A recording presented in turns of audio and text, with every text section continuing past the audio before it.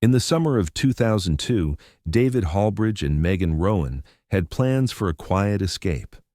They weren't the kind of couple who sought out danger or attention.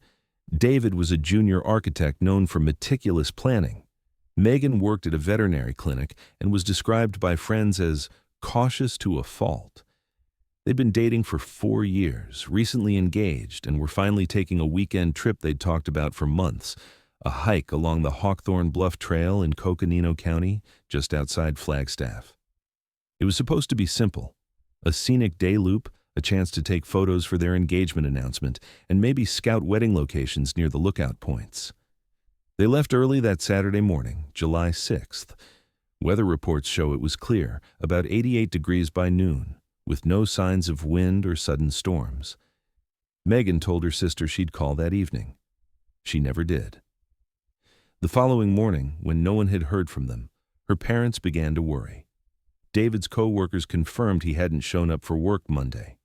By noon, both families had contacted the Coconino County Sheriff's Office. Deputies found the couple's silver Subaru Outback parked neatly at the main trailhead entrance just off Forest Service Road 319. The doors were locked. Inside were their wallets, a paper trail map, and David's phone charger still plugged into the cigarette lighter. The keys were found under the driver's seat.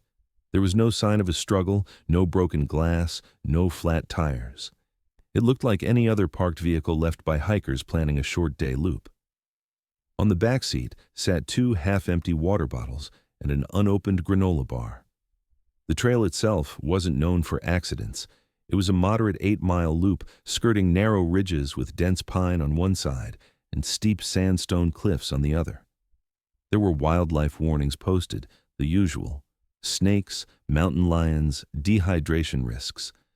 Rangers initially believed the couple may have gotten disoriented and wandered off path, possibly slipping down a ravine or becoming stranded. By the next morning, a formal search and rescue operation was underway. Helicopters scanned the area from above, while ground teams used dogs to trace possible scent paths. Searchers were hopeful at first. The couple had no known medical conditions. David had completed wilderness first aid training the year before. Megan always brought backup inhalers and sunblock. But the trail was deceptive. What seemed well marked at the start quickly turned confusing further in. Unofficial cut-throughs and old cattle paths branched off without signage. Some led to rock ledges, others dead-ended into thick brush. There were small caves and narrow canyons within a few miles of the main loop, some deep enough to block radio contact.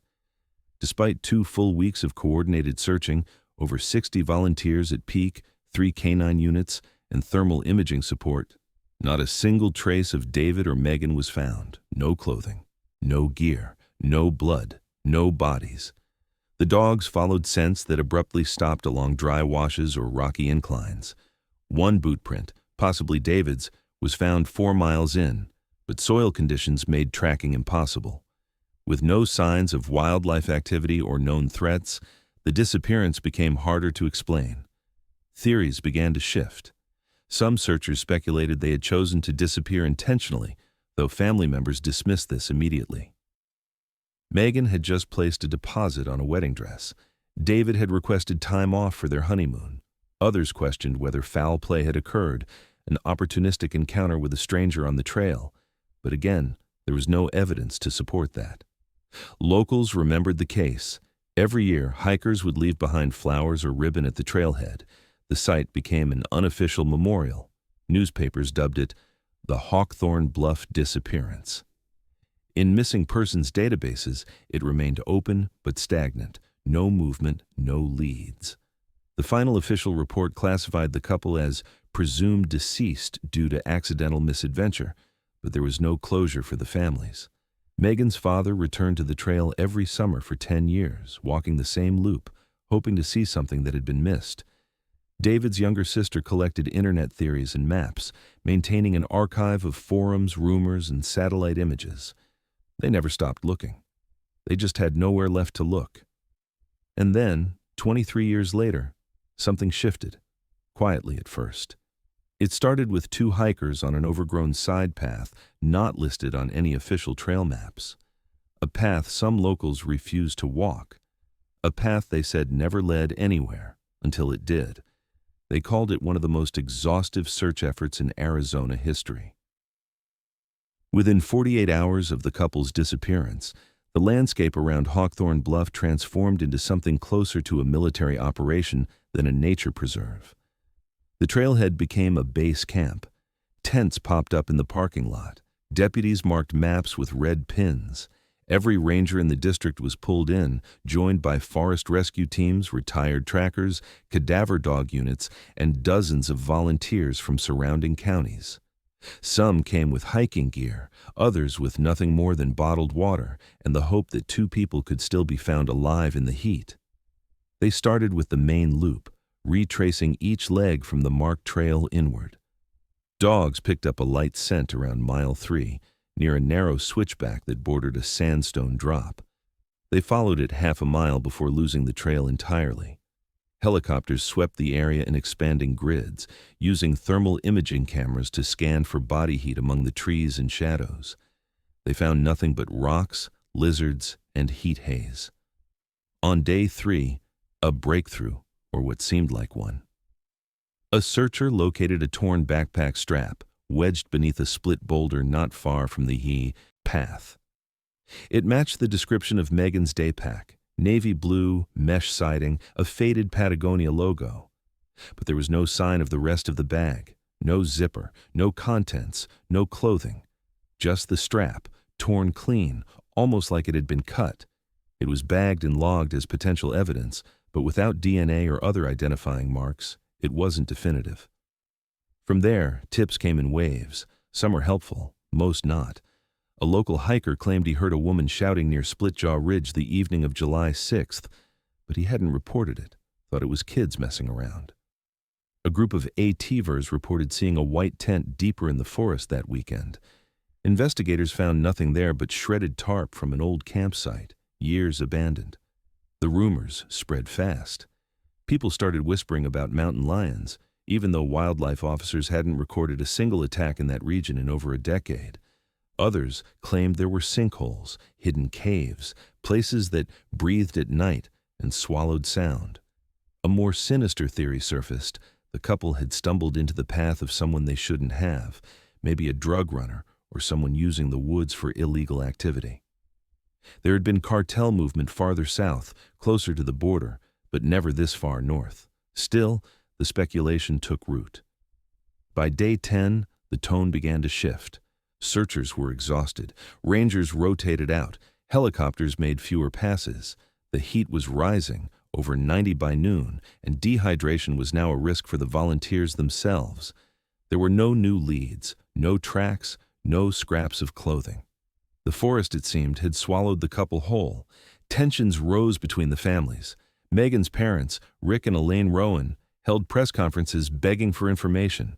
They began to question David's role in the trip. Elaine told one reporter that Megan had expressed hesitation about the hike, that she didn't like unmarked trails. Rick openly wondered whether David had taken her off course on purpose. They pushed investigators to consider whether this was ever just a disappearance. David's family was adamant he was not the kind of man who would hurt someone. His mother said he loved Megan more than anything. His older brother pointed out that David had left his asthma medication in the car, something he wouldn't have done if he'd planned to vanish or harm someone. Friends described the couple as inseparable. There had never been signs of abuse or control. The media latched onto the conflict. Headlines painted a picture of suspicion and grief. A hike gone wrong, or something worse. Megan's face and David's were printed side by side on missing posters all over Flagstaff and Phoenix. News vans lined the road into the park. Reporters dug into their work histories, their finances, even old college roommates. There was nothing, no debts, no legal trouble, no suspicious activity. By the end of week 2, the UJRA official search scaled back. What remained were a few dedicated rangers, volunteers who refused to leave, and 2 families who were now navigating grief under the weight of blame. The forest was still. Years later, some of those searchers would return, not because they were asked to, but because something about Hawthorne Bluff never sat right. Not the silence, not the terrain, not the way the trail ended without telling anyone where the couple had gone. And for the families, that silence grew louder every year. Because if they weren't in the forest, someone had to know where they were. In the weeks following the failed search, investigators turned inward, to evidence, to memory, to what little the couple had left behind. If the forest refused to yield answers, maybe their gear would. A forensic inventory was conducted on the items found in David's Subaru, now stored in a locked garage at the Coconino County Sheriff's Office. A brown daypack sat on the passenger side. Inside were 2 water bottles, both partially consumed, an energy bar still sealed, a disposable rain poncho, and Megan's sunglasses. The rest of their gear had been with them when they disappeared. The goal was to reconstruct their mindset. What had they planned? What had they expected? David's younger brother recalled helping him pack the night before. He remembered a Canon PowerShot camera, still fairly new in 2002, and David's old Leatherman utility knife. Megan always carried her inhaler, even for short errands. She'd likely had it clipped to her belt. Both had cell phones, flip models, one Nokia and one Samsung. Neither had been recovered, and neither pinged towers after that final signal from Megan's phone. They hadn't been turned off. They had simply vanished with the couple. But what stood out most was the map. It wasn't one pulled from a rack at the ranger station. This one was hand-drawn, carefully annotated in blue ink, folded neatly and left in the glove box. At the bottom was a name in small print, B. Krell. Investigators traced that to Brandon Krell, a co-worker of David's at the architecture firm. When contacted, Brandon confirmed that he'd made the map himself months earlier after hiking the same trail. He'd added personal notes, water points, shaded areas, and an alternate route that cut through the southeast corner of the trail to form a shorter loop. It passed a rock formation he labeled Split Jaw. Brandon explained that Split Jaw was a local nickname for a jagged sandstone ridge with a cleft running through its center, like a broken jawbone. The area was off-path and rarely traveled. The shortcut wasn't on any official maps, but a few experienced hikers used it to cut an hour off the main trail. Brandon had shown the map to David once over lunch casually. David had asked if he could borrow it for their weekend trip. Brandon agreed, but warned him the shortcut could be tricky without markers. There were steep drop-offs and loose shale near the bluff edge. He never expected David would actually use it. When the map was re-examined under UV light, a faint penciled line indicated the shortcut, marked only with a dotted trace and the letters SJ. There was no warning, no elevation notes, no distance estimates. Rangers who reviewed it noted that the route led dangerously close to an unstable ravine system created by runoff and erosion. In the dry season, those paths could crumble underfoot without notice. What disturbed investigators most was that this shortcut had never been mentioned by the families or friends during the initial search. It wasn't known to the rangers who coordinated the ground sweeps. The search grid had focused on the main loop and adjacent zones, not the jagged outer spine near Splitjaw. That area had been deemed too unstable to be considered likely. But now it became their only real lead. The team adjusted the radius. Cadaver dogs were redeployed toward Splitjaw. A few rangers tried to follow the shortcut using Brandon's annotations. The terrain was worse than expected, a maze of fissures, loose stone, and sudden elevation shifts. It was difficult to walk without slipping. After a half-mile, even the dogs struggled to stay on scent. A drone was sent overhead but failed to penetrate the tree cover lining the ravine's edge. David's decision to take that path, if he had, was never explained. Some theorized he was trying to impress Megan with a scenic view or save time. Others wondered if they'd gotten turned around or confused Brandon's map with the official trail. Either way, the unmarked route had become the center of their disappearance. It had no trail signs, no witnesses, no GPS pings. In 2002, there was no such thing as real-time phone tracking or satellite SOS signals, no smartwatch heart rate logs. All investigators had was ink on paper, a rumor of a ravine, and a shortcut that was never meant to be permanent. It wasn't a trail. It was a decision, one that took them off the grid completely. And if that map hadn't been left behind, No one would have ever known to look that way at all. It would take nearly 3 weeks before the investigative team reviewed the tower data. Cell coverage in 2002 was patchy at best in rural Arizona, and Hawthorne Bluff was thought to be a dead zone. But when the sheriff's office requested tower logs from the closest relay point, a tower near Deer Valley, roughly 6 miles southeast of the trailhead, one record stood out. At exactly 7:41 p.m. on July 6th, Megan Rowan's phone had placed an outgoing call. The number dialed was no longer in service, registered to a Phoenix landline that had been disconnected the year before. The call never went through. It rang once. Then silence. What troubled investigators wasn't the number itself, that could have been a misdial or accidental redial, but the location. Megan's phone had pinged the Deer Valley Tower, placing her and David far off the designated hiking loop. That tower didn't serve the main path. It barely brushed the edge of the forest's southeastern quadrant, where the elevation dropped and terrain turned rugged. In other words, they had moved, or been led, nearly 6.5 miles from where anyone had been searching. Using topographic overlays and triangulation data, the sheriff's tech team narrowed the call's origin to a region east of the Splitjaw Formation, a blind ridge that bordered steep washes and sections of uncharted cave systems created by decades of seasonal flooding. There were no formal names for most of the outcroppings there, just field codes used by early surveyors, E9, R12, K Blue. Several of those routes had been closed in the 1970s after rock collapses. No official trails passed through them now. The call log prompted a brief expansion of the search zone. Rangers were sent back in, this time sweeping the eastern edge with updated gear and handheld GPS. Dogs were reintroduced but struggled in the dry heat. Volunteers covered nearby ridges and outcrops, but the new area was unstable. Rocks shifted underfoot. Vegetation had grown thick across old game trails. One ranger slipped during a descent, cracking a rib on a hidden ledge. They called the area unnavigable and pulled the operation back after only 2 days. Years passed.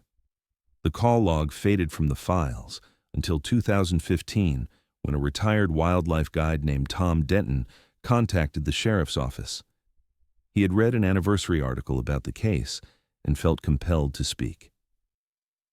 At the time of the disappearance, he had been camped off-grid in a fire-spotting tower roughly 7 miles from the trail.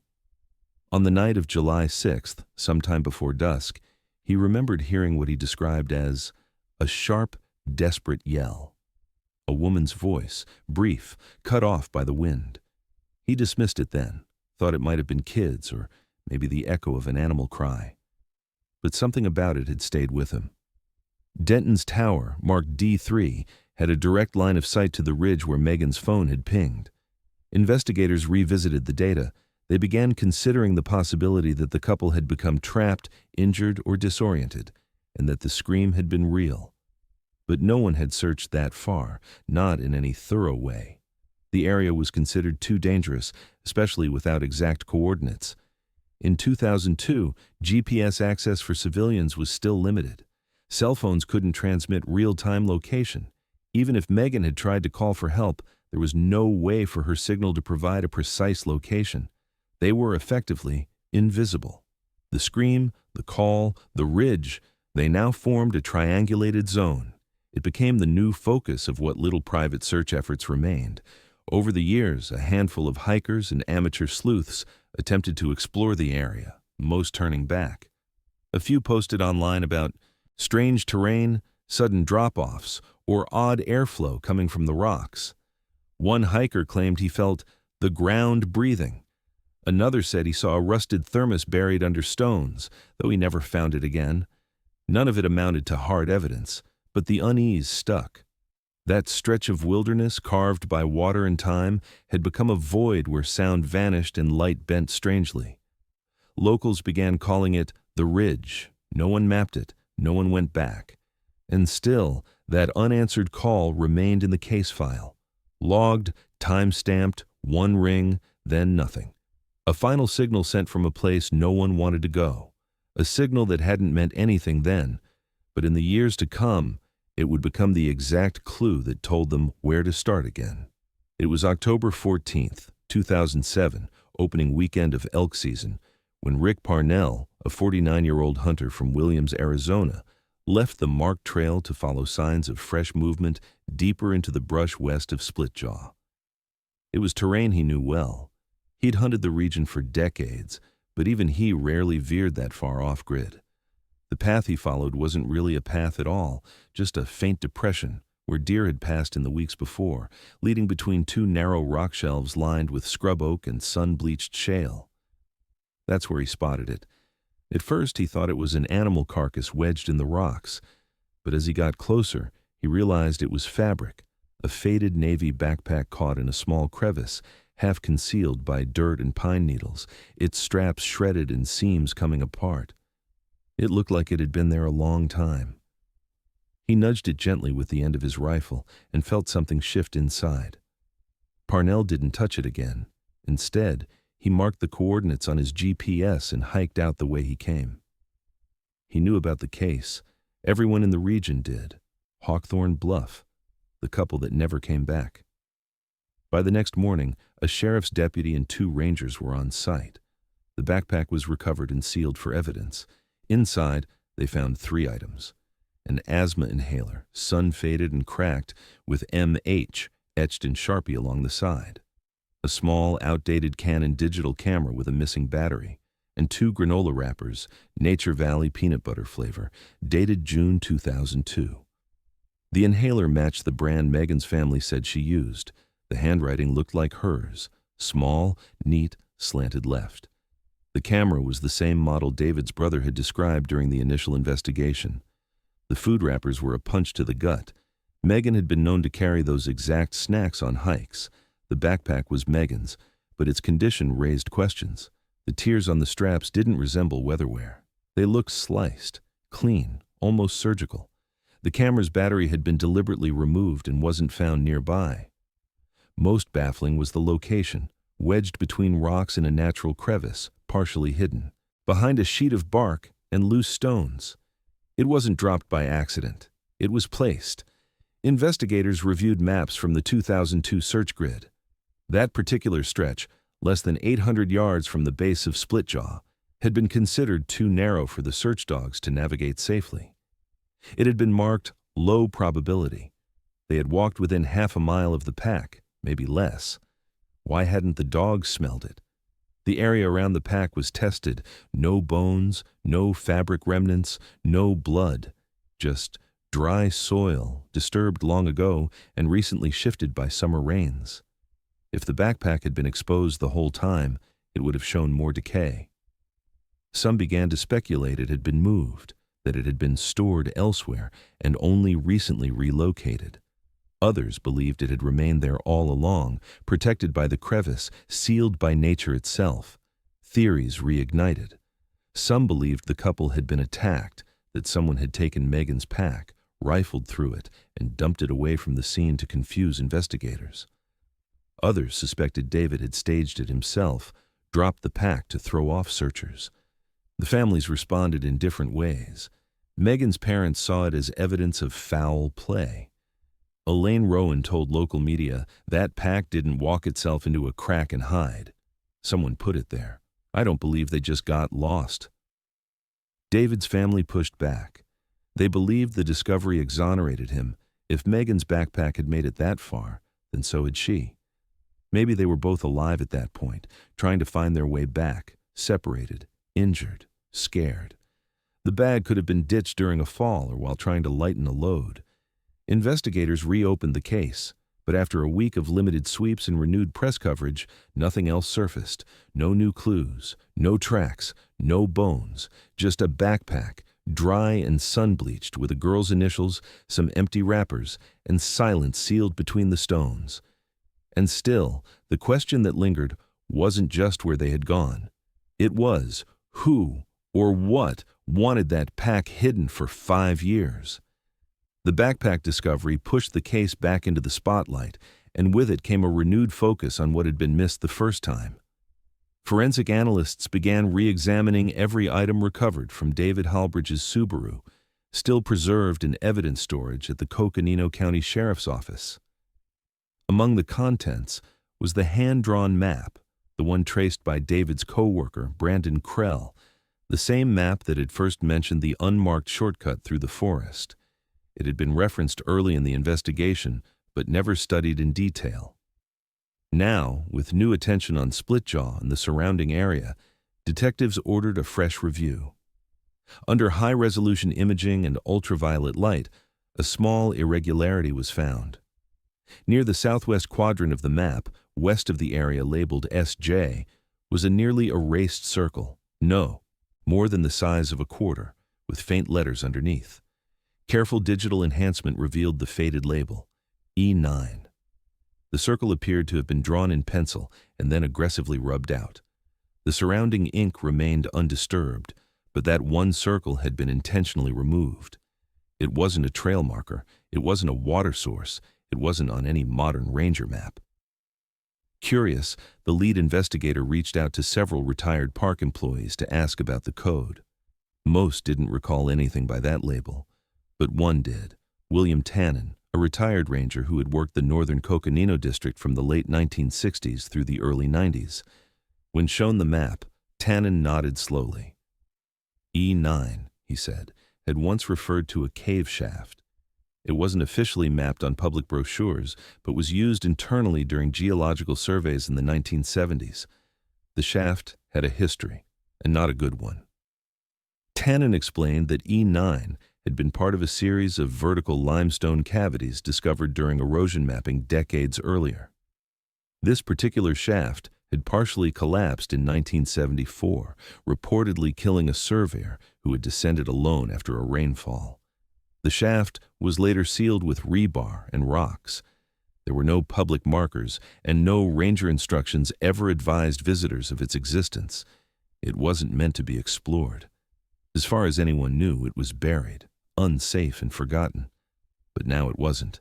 Using the backpack's GPS coordinates and overlaying it with the approximate location of the erased E9 marker, investigators realized the cave site, once sealed, supposedly inaccessible, was only about half a mile from where Megan's backpack had been found. That proximity could no longer be dismissed. Had David and Megan somehow stumbled onto the entrance? Had they been following the shortcut and ended up near the old shaft without realizing it? If so, how had David known about E9 to label it in the first place? And more importantly, why had he tried to erase it? Theories spun out quickly. Maybe Brandon Krell had known more about the area than he'd said. Maybe David had researched old ranger files or seen something during a past hike. Some wondered if someone else had given David that information, someone who knew the shaft still existed, someone who had a reason to mark it and then a reason to hide it. Speculation returned to the possibility of a third party, someone who had met them on the trail. But there was no evidence of another hiker, no tire tracks, no boot prints, no reported sightings. Still, the timing raised eyebrows. A hidden shaft, a vanished couple, a backpack 5 years out of sight, a trail map with something wiped from memory. The investigative team began planning a limited survey of the E9 area. Permission was requested from Forest Services to conduct exploratory access, though the terrain was risky and would require experienced cave personnel. The entrance, if it still existed, would be buried, degraded, and potentially unstable after decades.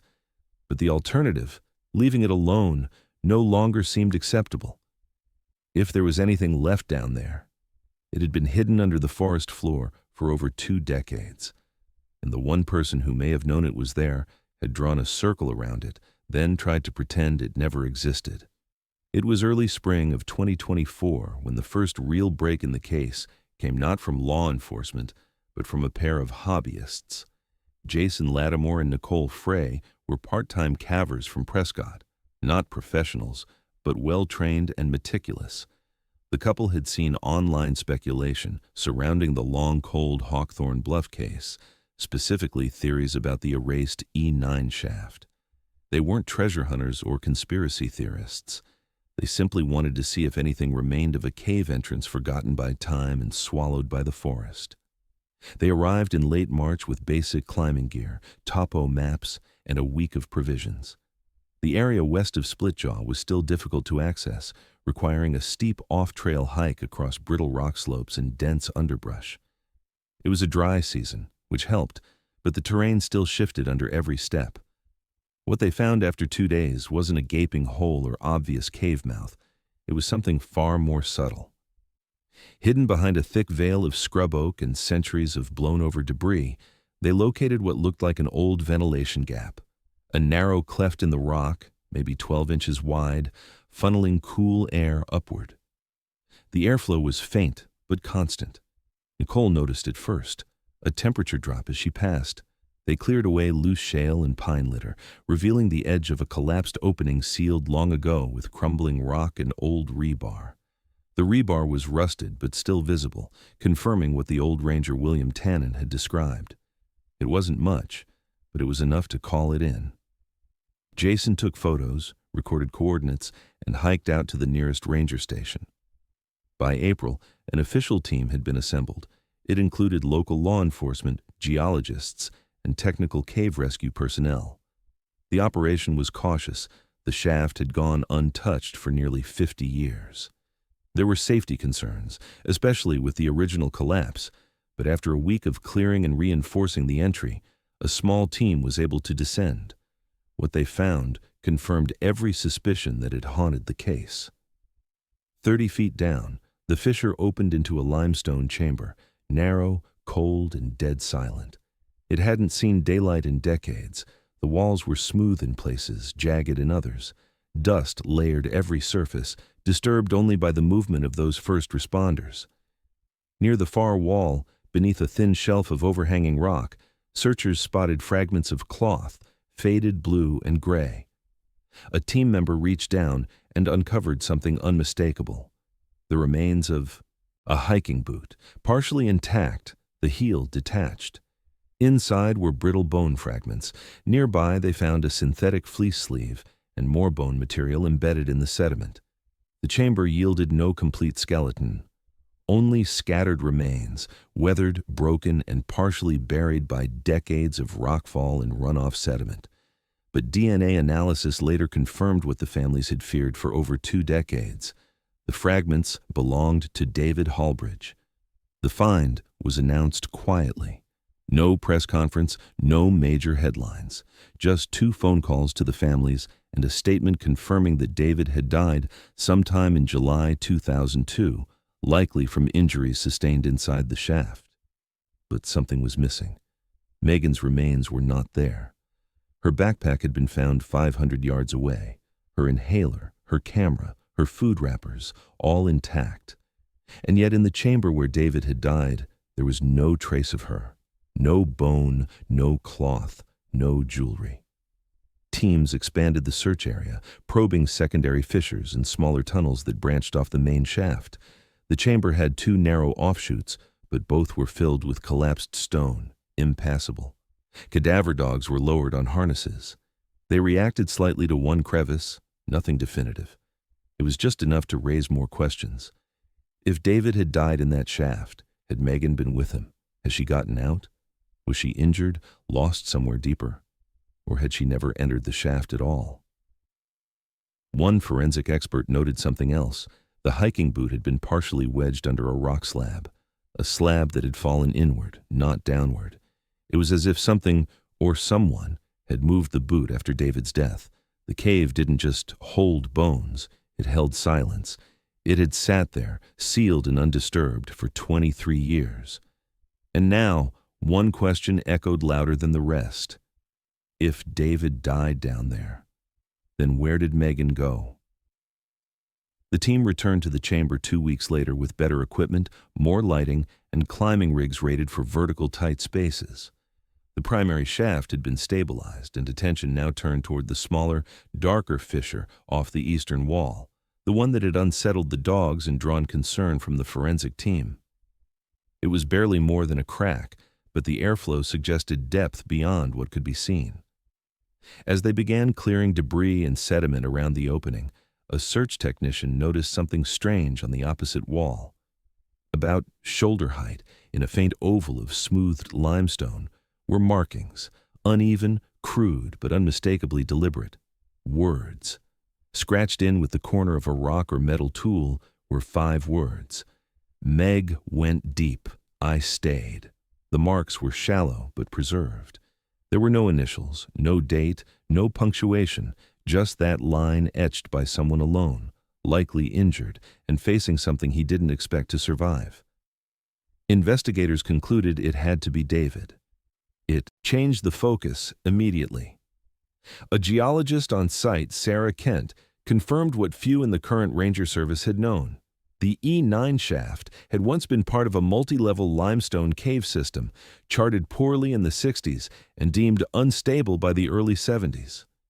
Only the upper chamber had ever been accessed with confidence. Below it, through that narrow eastern crack, lay a second chamber, thought to have collapsed decades ago. But now, the airflow and the shifting temperature readings suggested otherwise.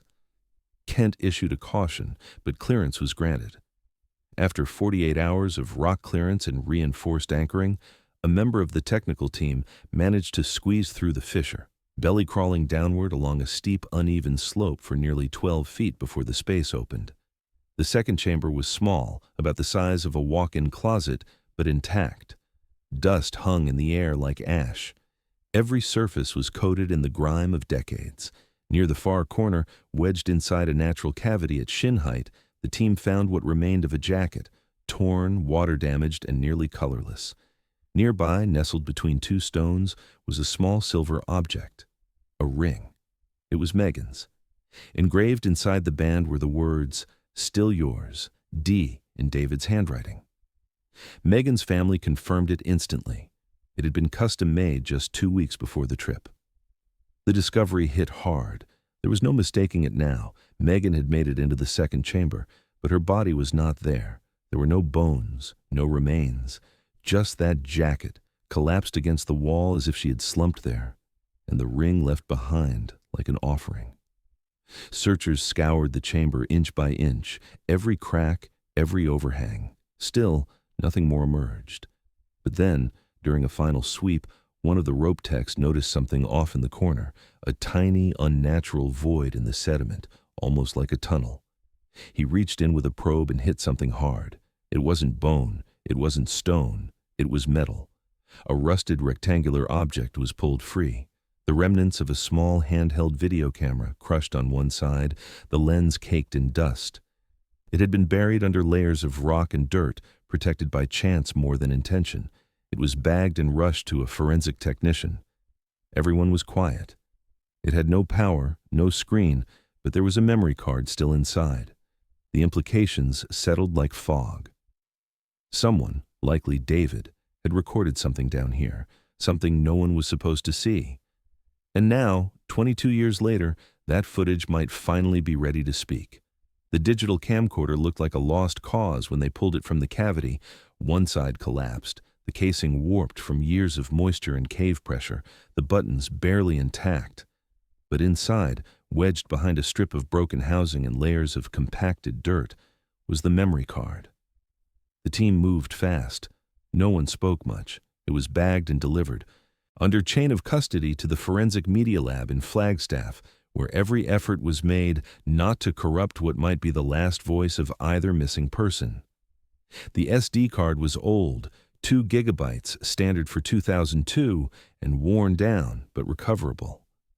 A specialist, working late into the evening, managed to restore 7 video files. Each had a timestamp between July 6th and July 9th, 2002. The file names were unreadable, just strings of random numbers and corrupted metadata. But the footage played. The first clip began with the sound of someone breathing hard in near total darkness.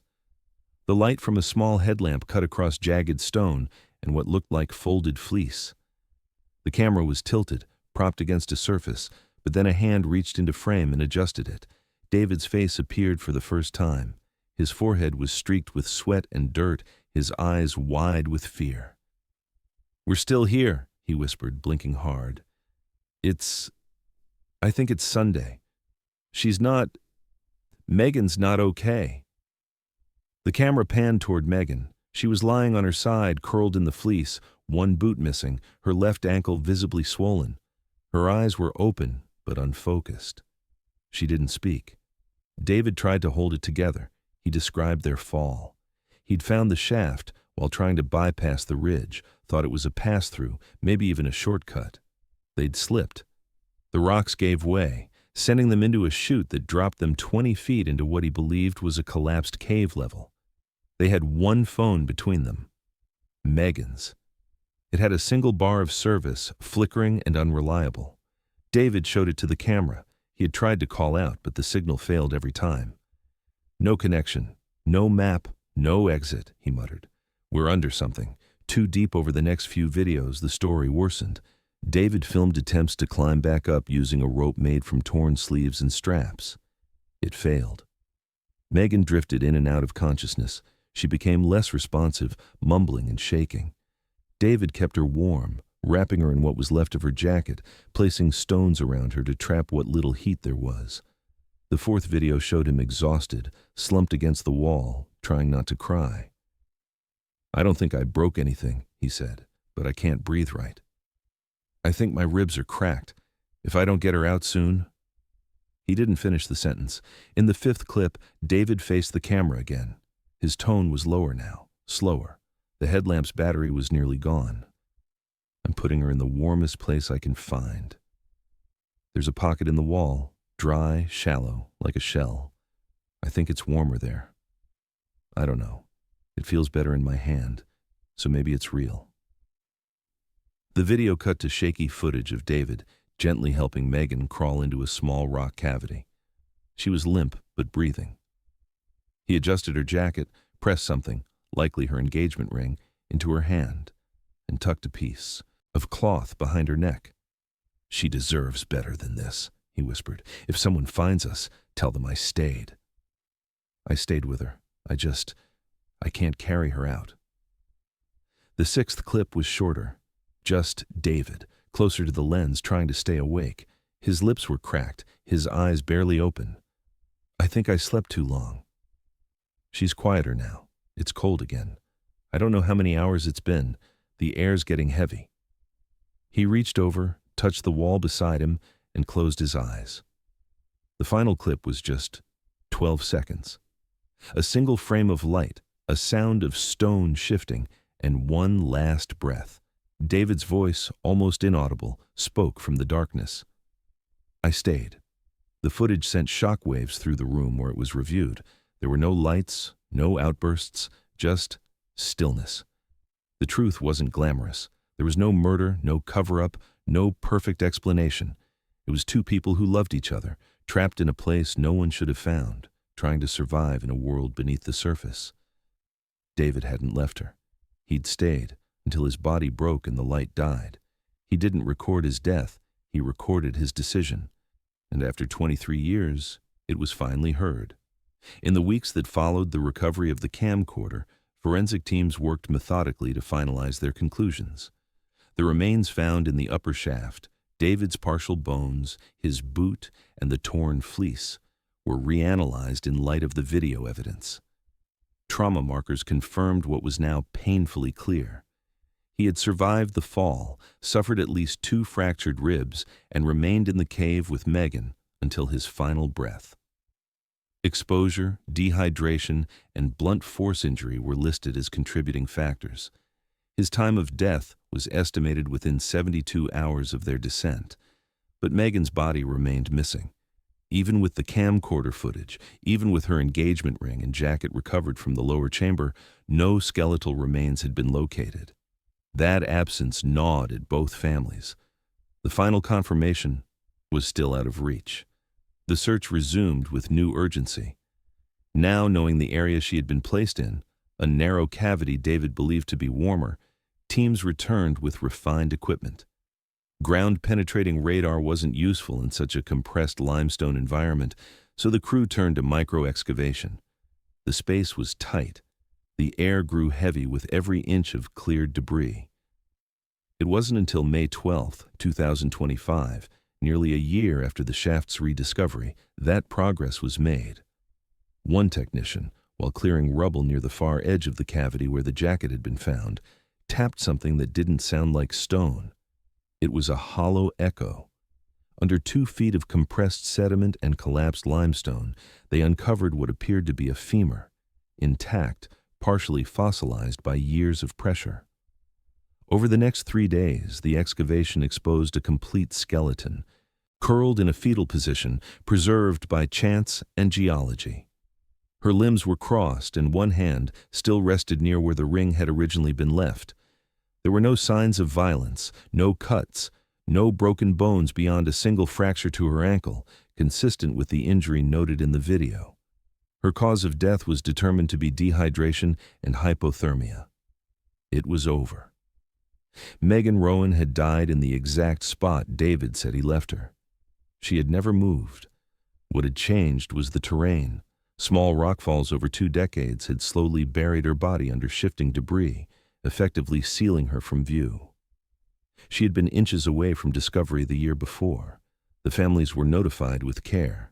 Neither wanted cameras present, neither wanted to speak publicly. A joint statement was issued by the sheriff's office. After 23 years, the remains of Megan Rowan have been recovered and identified. This case is now closed. We extend our deepest condolences to both families. In a quiet ceremony, the shaft was sealed again, this time permanently. The entrance was reinforced, filled with stone and soil, and marked with a steel plaque embedded into the rock just above where the ventilation gap had first been discovered. It reads, "In memory of David Hallbridge and Megan Rowan, lost July 2002, found together. At last, they never left each other. There was no crime, no third party, no secret to keep. The story that haunted northern Arizona for more than 2 decades was never a mystery built on evil. It was built on misjudgment, desperation, and love pushed into the wrong place. David and Megan didn't vanish. They didn't run. They took one fatal shortcut, stumbled into an old survey shaft, and made impossible choices in the dark. The map had shown the danger, but the markings were old, erased. The cave was never meant to be revisited. It was a place time forgot, until 2 people stepped into it and didn't come back. And after all the speculation, all the rumors, and all the years of silence, the cave gave them back. Not to a search team, not to fame, but to the truth. And that, finally, was enough. The trail is quiet now. Visitors still come through Hawthorne Bluff, mostly campers, a few day hikers, and the occasional curious traveler drawn by the name. Most of them don't know the full story. They stop at the edge of the main loop, read the informational sign near the base of Splitjaw, maybe glance at the trail map in its weather-worn casing. Few notice the narrow, rust-colored plaque tucked into the rock behind a low fence. Fewer still walk to it. There's no path, just a soft slope and a slight drop, surrounded by the thrum of pine insects and wind pushing through cracks in the stone. But it's there, and every so often someone kneels and leaves something behind. A flower, a ring, a pair of hiking boots, laces tied together, left neatly on the rock. After the shaft was sealed in 2025, the land returned to stillness. The media backed off. The case faded from the news cycle within a month. There were no arrests, no lawsuits, no dramatic revelations. There was simply the truth. 2 people in love, caught in the wrong corner of the world, held down by a place that was older and more indifferent than any theory could account for. But closure doesn't always mean resolution, not for everyone. Megan's mother, Elaine, still keeps her daughter's voicemail on an old flip phone, battery replaced every year, never deleted. She doesn't play it often, just enough to remember the voice wasn't something made up in her head. Her husband passed 2 years before Megan's remains were found. He died still believing something else had happened, something darker. Elaine doesn't argue with that. She just doesn't feed it anymore. David's brother, Matthew, spoke once at a small local gathering after the cave was sealed. It wasn't a memorial, just a conversation circle organized by the local ranger station. He said David wasn't the type to run from a hard thing, even when every instinct told him to. He stayed, Matthew said. That's what we know now. He stayed. Then he stepped back, folded the paper in his hand. and said nothing more. The footage recovered from the camcorder was never released publicly. A full transcript exists in the case file, sealed and marked confidential. 2 copies were given, one to each family. Megan's sister destroyed hers. David's mother keeps it in a fireproof box along with childhood drawings, his old driver's license, and the engagement ring Megan never got to wear beyond that trail. For a brief time, the discovery reignited interest in wilderness safety. Arizona officials revisited dozens of old survey shafts, marking those still accessible and fencing others off completely. Cave registries were digitized, ranger training updated.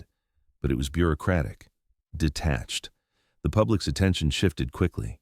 Still, once a year, a pair of graduate students from Flagstaff's geology program visit the site. It's not part of their curriculum. No professor sends them. But they go. They sit near the plaque. Sometimes they bring a folding chair. Sometimes they say nothing at all.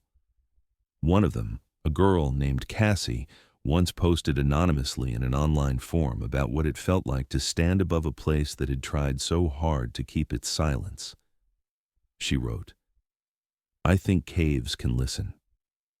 And I think sometimes they wait for someone to care before they let go." In the years since, hikers have reported odd dreams after walking the loop.